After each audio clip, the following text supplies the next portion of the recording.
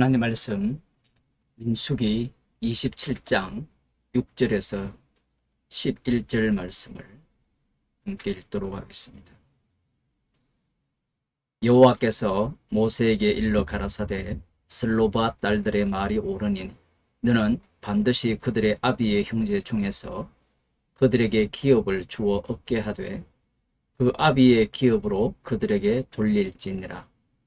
너는 이스라엘 자손에게 고하여 이르기를 사람이 죽고 아들이 없거든 그 기업을 그 딸에게 돌릴 것이요 딸도 없거든 그 기업을 그 형제에게 줄 것이요 형제도 없거든 그 기업을 그 아비의 형제에게 줄 것이요 그 아비의 형제도 없거든 그 기업을 가장 가까운 친족에게 주어 얻게 할지니라 하고 나 여호와가 너 모세에게 명한 대로 이스라엘 자손에게 판결의 율례가 되게 할지니라.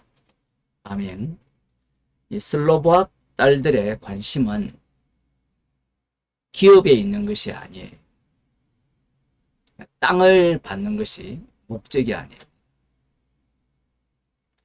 이들의 요구를 통하여서 기업의 성격, 달리 말하면 하나님께서 아브라함에게 하신 그 약속이 어떻게 주어지는가, 거기에 관심을 두고 있는 겁니다.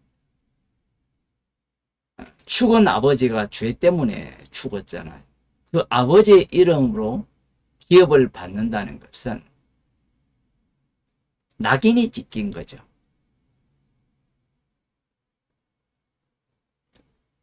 죽은 아버지의 이름으로 땅을 분배받았다 라고 하면 주변에는 다 산 이름이잖아요.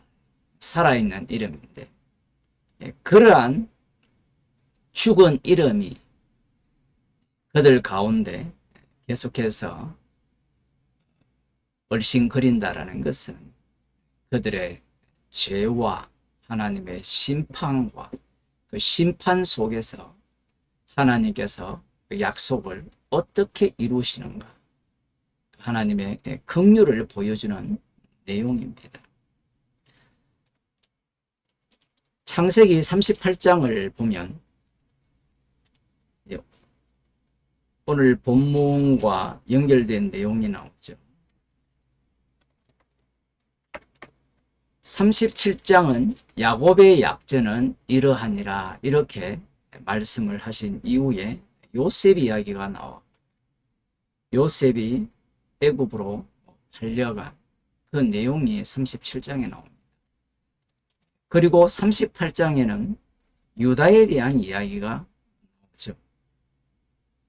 그 유다가 가나안 여인을 취하여서 아들 셋을 낳습니다. 흥미로운 점은 36장에 보면 에서의 계보가 나와요. 그 에서가 가나안 여인을 아내로 취하였죠. 그런데 이삭이 이 가나안 여인들을 달갑게 맞이하지 않는 것을 보고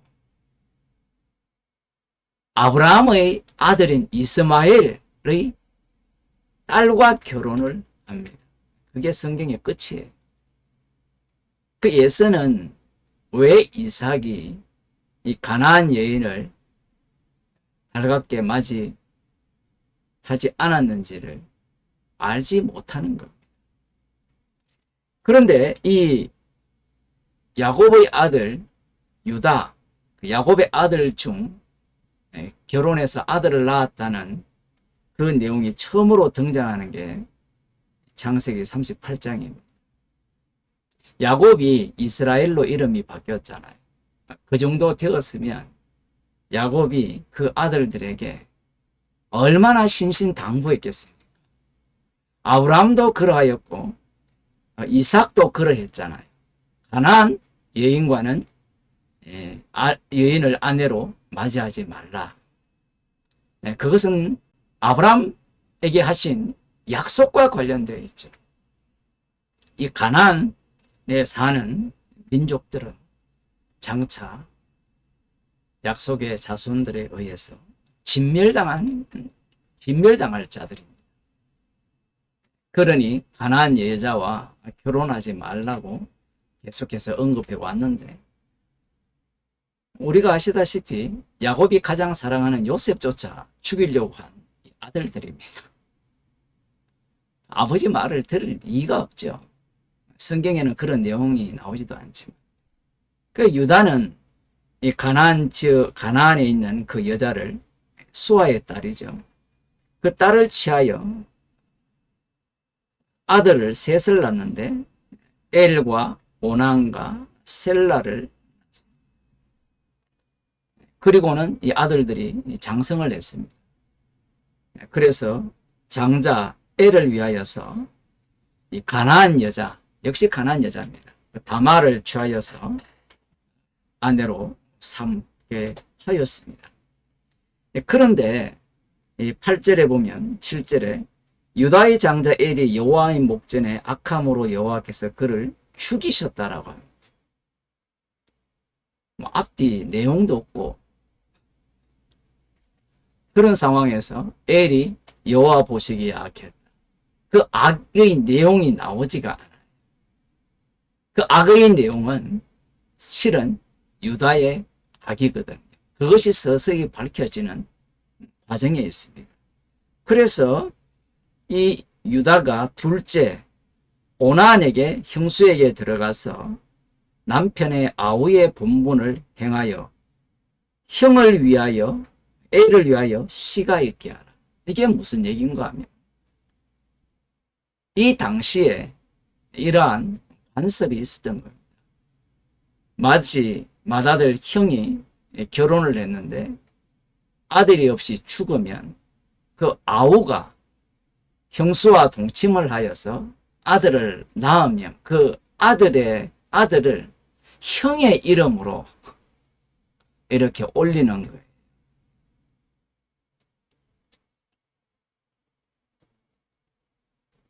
아우의 입장에서는 굉장히 불쾌하죠.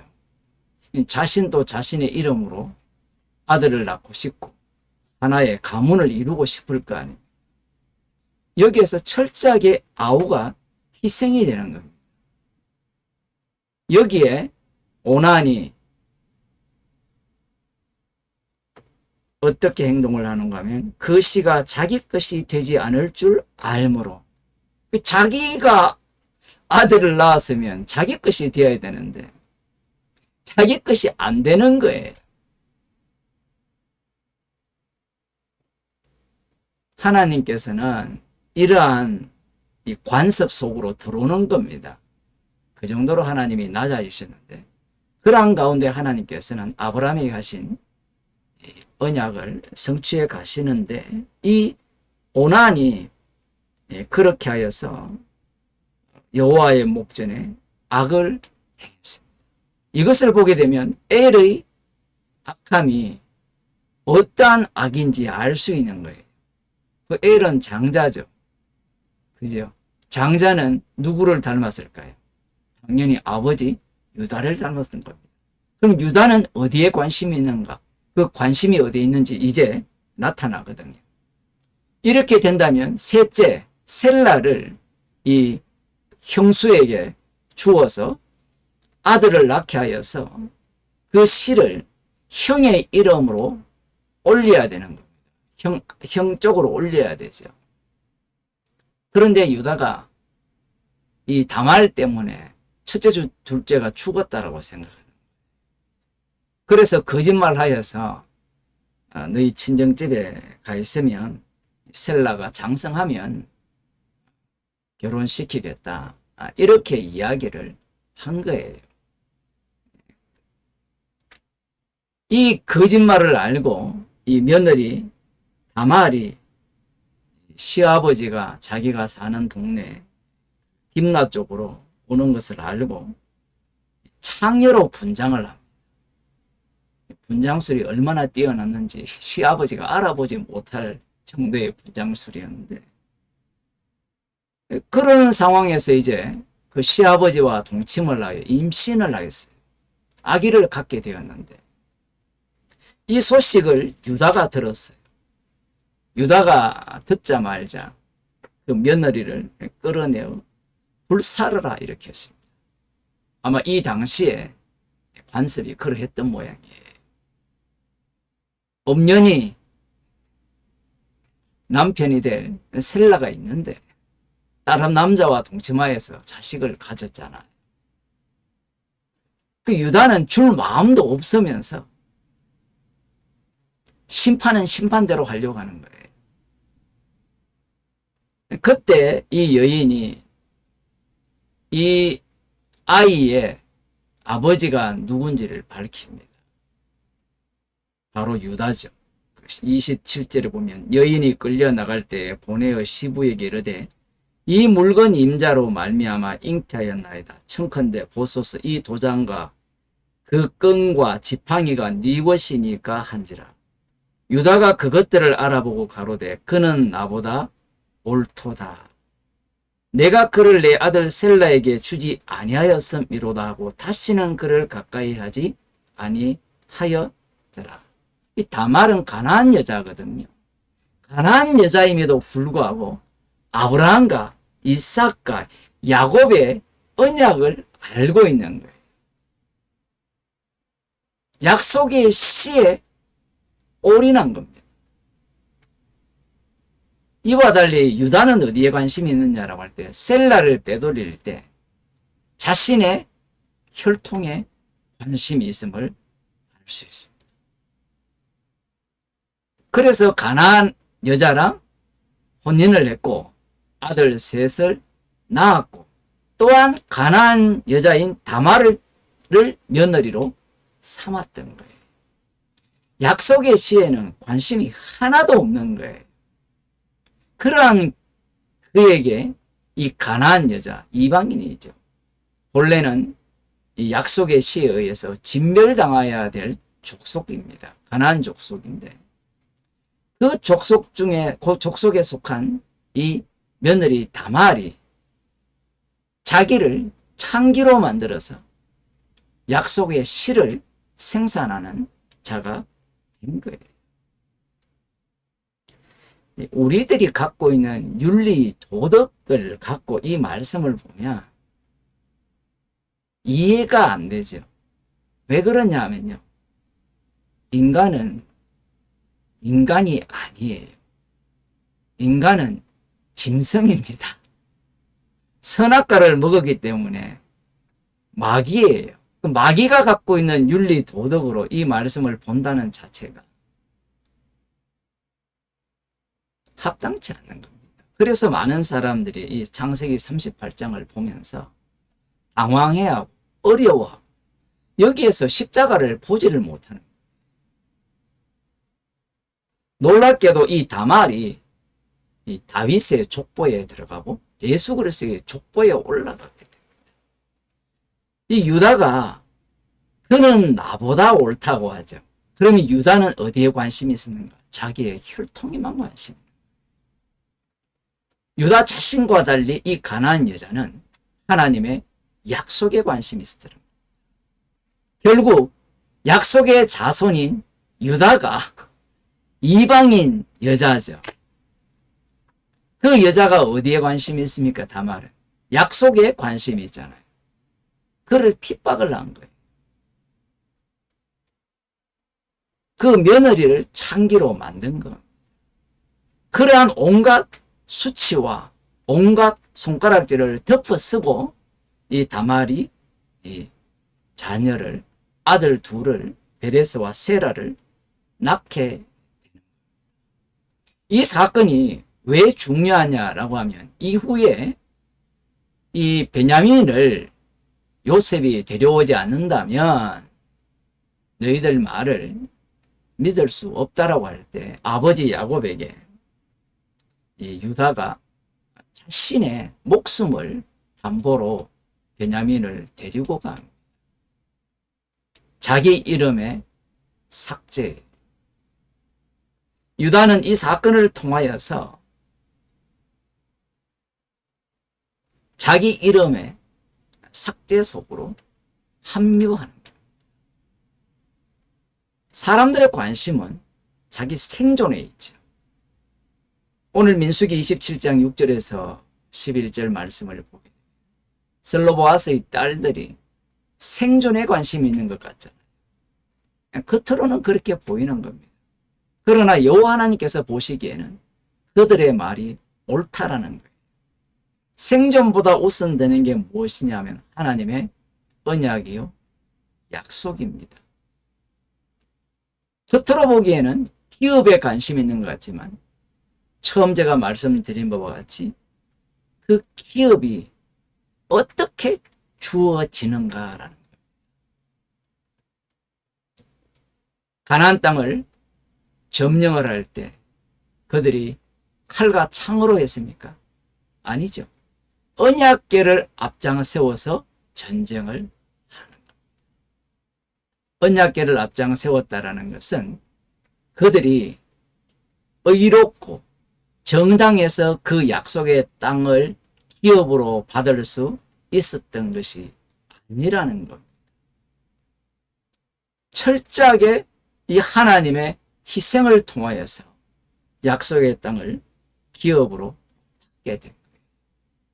그렇게 된다면 이 27장 민수기 27장에 하나님께서 이 말씀하신 딸들이 없으면 그 형제에게 줄 것이요, 형제가도 없거든 그 기업을 그 아비의 형제에게 줄 것이요, 그 아비의 형제도 없거든 그 기업을 가장 가까운 친족에게 주어 얻게 할지니라.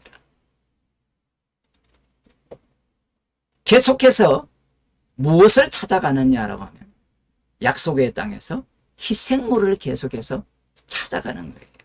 그래서 룻기에서 보아스가 희생물이 되는 거예요. 기업을 모르는 거예요. 약속의 땅은 언약궤를 앞장 세워서 전쟁에서 승리하는 희생물의 승리인 겁니다. 성도의 삶 자체가 주님의 피로 새롭게 창조함을 받은 피조물이 그 피를 자랑하라고 우리의 삶을 살게 하시는 거예요. 생존이 우선이 아니라 예수 그리스도의 피가 우선입니다. 기도하시겠습니다. 하나님 아버지,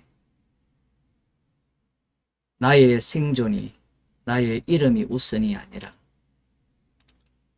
죽임당한 예수 그리스도의 피가 우선이요, 주의 이름이 우선임을 말씀을 통하여 들려주심을 감사드립니다.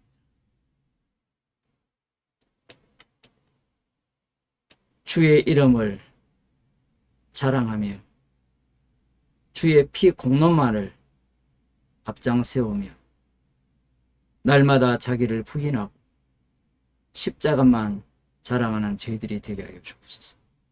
예수님 이름으로 기도드립니다.